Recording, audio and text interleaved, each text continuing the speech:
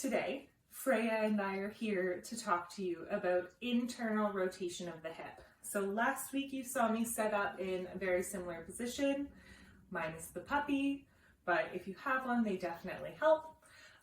So same position, different goal. Last week we focused on external rotation of the front leg, so trying to get this foot off the ground. This week we're focusing on internal rotation of the trail leg.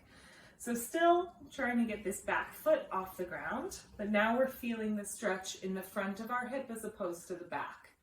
So you're trying to roll this hip forward as far as possible, and then we're trying to rotate deeper into the stretch.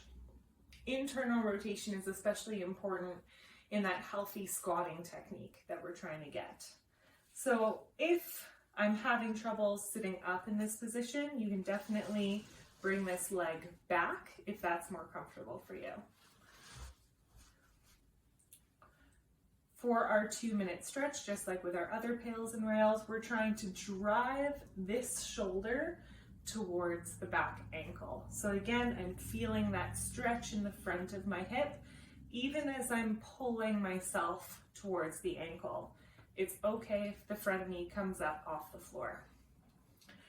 After I've held this stretch for 2 minutes, I'm going to take 10 seconds to ramp up to that 100% tension.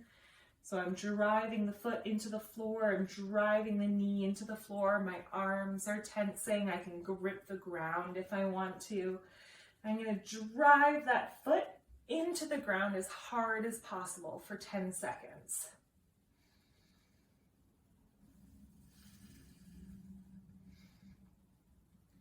Then my goal is to try and lift that back foot off the ground. I'm feeling some cramping in my hip, but for 10 seconds I'm going to try and lift that foot off the ground.